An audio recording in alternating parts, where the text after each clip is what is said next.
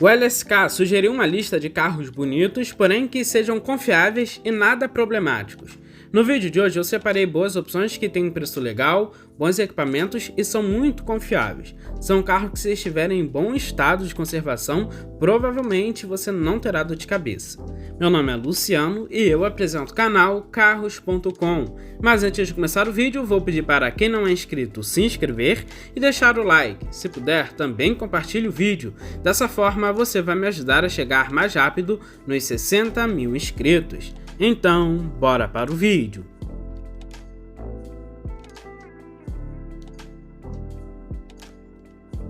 O Cerato de primeira geração atualmente tem um preço bem baixo no mercado de usados. Além disso, é um carro bem acabado, completo e espaçoso. É um excelente sedã para o dia a dia, já que usa a mesma mecânica do HB20 e por isso tem um custo de manutenção baixo e um consumo ok. O Cerato tem muitas versões e muitos opcionais. A versão base é a X e SX, mas você vai encontrar vários catálogos no mercado de usados.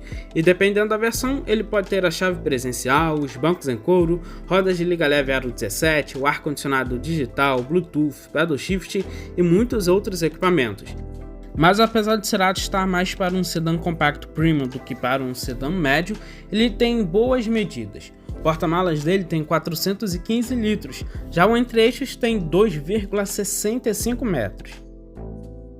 Na mecânica que ele deixa um pouco a desejar, seria muito legal se ele tivesse motor 2.0 do Coupe. O motor que ele usa é um 1.6 Gama a gasolina, que gera 116 cavalos a 6.300 RPM e 15,9 kg de torque a 4.200 RPM. O seu câmbio pode ser um manual de 5 marchas ou um automático de 6 marchas. Ele faz de 0 a 100 km por hora em 12,4 segundos e atinge uma velocidade máxima de 189 km por hora. O consumo é relativamente bom. Na cidade ele faz uma média de 12,3 km por litro, já na estrada 9,9 km por litro. O Cerato é um carro muito confiável, até porque usa a mesma mecânica do HB20, todo mundo sabe que o HB20 é um tanque de guerra. Além disso, é um carro muito bonito também. Até hoje, mesmo com os seus mais de 10 anos de lançamento, é um carro que tem linhas atuais. Um Kia Cerato 2012 tem preço médio entre 30 e 45 mil reais, dependendo da versão e do catálogo. Minha dica é pesquisar bem a versão antes de comprar, porque muita gente coloca o anúncio com a versão errada.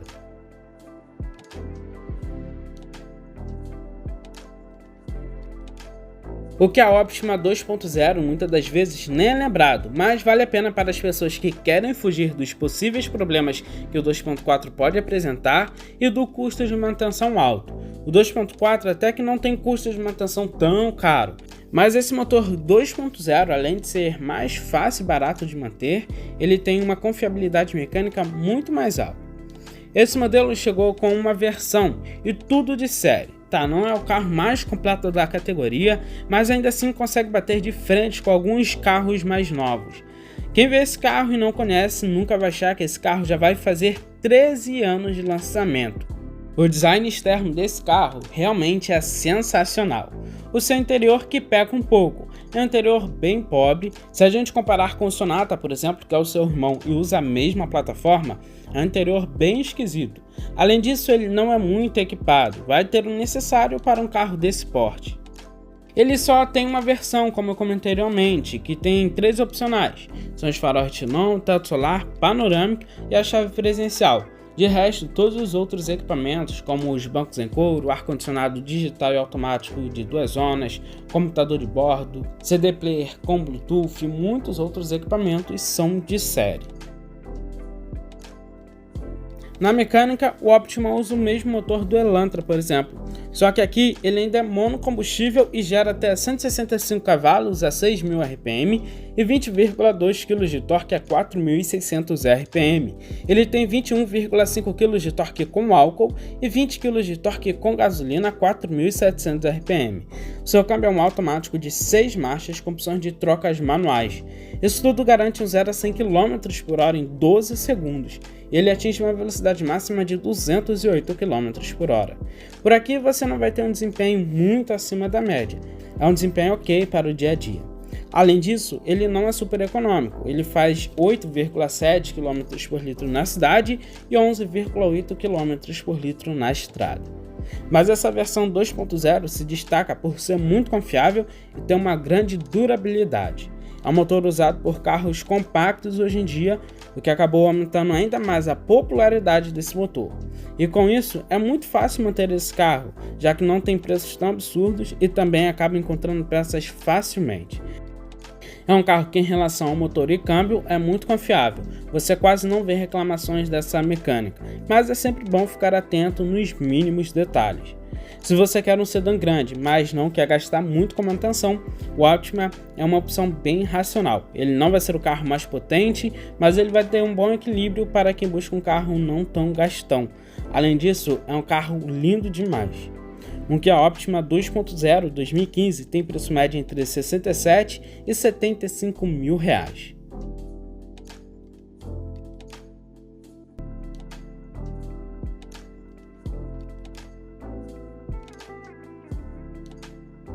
O Hyundai i30 de primeira geração já é um carro bastante buscado no mercado de usados, mas a segunda geração, que chegou em 2013, não é tão conhecida e muito menos buscada, mas para quem quer um hatch médio na faixa dos R$ 60 mil e quer fugir um pouco das opções mais tradicionais, uma opção muito interessante você levar em consideração.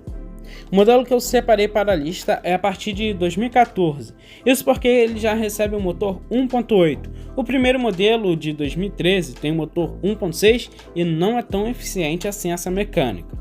O i30 é disponível apenas na versão GLS, mas que tem algumas variações. Existe a versão completa, chamada de C180, e a versão GLS completíssima, chamada de C149. Essa versão adiciona um belíssimo teto solar panorâmico, e essa versão C149 é bem difícil de achar, mas se achar, com certeza é a melhor opção. Embora o i30 dessa geração lembre muito o HB20, ele é um carro superior no quesito acabamento, equipamento, segurança, tecnologia e mecânica. E também, querendo ou não, é um carro muito bonito e com linhas muito atuais. A Hyundai nessa época fazia designs bem bonitos. Tínhamos o Azira, o Sonata, o próprio i30, Elantra. São carros lindíssimos que, ao passar do tempo, nas novas gerações, acabou perdendo um pouco dessa característica de ter um desenho muito arrojado e bonito. Na mecânica dele, temos o motor 1.8 NU, uma variante do motor 2.0 que eu comentei anteriormente no Optima. Para um motor 1.8 aspirado da época, ele é bem potente, ele é gasolina e gera 150 cavalos a 6.500 RPM e ele tem 18,2 kg de torque a 4.700 RPM. Em conjunto com o câmbio automático de 6 marchas, o i30 consegue ter boas acelerações e um consumo bom, sendo bem melhor que a antiga geração com motor 2.0 e câmbio automático de 4 marchas. O 0 a 100 dele é em 12 segundos e a sua velocidade máxima é de 190 km por hora. O consumo poderia ser um pouco melhor. Nos melhores casos, ele faz uma média de 9,2 km por litro. Se for um trânsito bem pesado, você vai conseguir uma média de 7 ou 8 km por litro. Na estrada, ele também deixa a desejar, fazendo 11,8 km por litro. É um carro que tem uma mecânica tranquila de manter e o custo de manutenção não é alto. É um excelente carro para quem está atrás de um hatch médio. Um Hyundai i30 1.8 2014 custa entre 60 e 68 mil reais.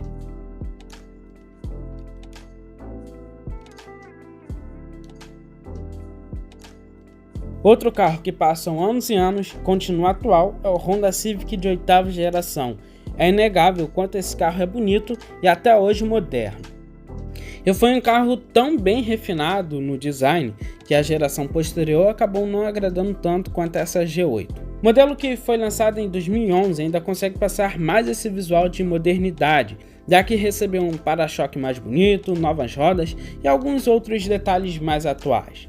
O que o Civic deixa a desejar um pouco é na lista de equipamentos e tecnologias, mas também é uma geração que foi lançada em 2007, então não faz nem sentido cobrar muito. Só que ele decepciona um pouco em algumas coisas, como no porta-malas, que tem apenas 340 litros, muito pequeno para um sedã médio. poderia ser maior. O espaço interno dele fica na média da categoria, não é bom nem ruim em relação aos concorrentes. A mecânica dele não é um grande uau, mas se destaca muito por ser super confiável e durável. O seu motor é 1.8 com comando de válvulas variáveis, o famoso IVTEC, que naquela época era um motor bem moderno. Ele é flex e gera 140 cavalos com álcool e 138 cavalos com gasolina a 6.200 RPM. Ele tem 17,7 kg de torque com álcool e 17,5 kg de torque com gasolina a 4.300 RPM. Na versão LXS, o seu câmbio podia ser um manual de 5 marchas ou um automático também de 5 marchas, um destaque para a época, já que a maioria dos concorrentes usavam um câmbio de 4 marchas. A versão EXS só era disponível com um câmbio automático e ele já tinha opções de trocas manuais através dos pedal shifts no volante, outro item que ele se destacava. O que para ambas opções ele tem um desempenho ok para o dia a dia. Ele faz de 0 a 100 km por hora em 11,7 segundos e atinge uma velocidade máxima de 200 km por hora. O seu consumo não é um dos melhores, mas fica na média do que um carro desse porte e dessa época pode entregar. Sua média dentro da cidade é em torno de 6,8 km por litro com álcool. Já com gasolina, essa média vai para 8,5 km por litro. Na estrada, essa média passa para 9,5 km por litro com álcool e 12 km por litro com gasolina. O Honda Civic 2008 tem preço médio de R$40 mil. É um carro que particularmente eu acho caro. Porém, se você considerar que muitos carros populares um pouco mais novos custam isso e não entregam muita coisa, vale mais a pena em um Civic.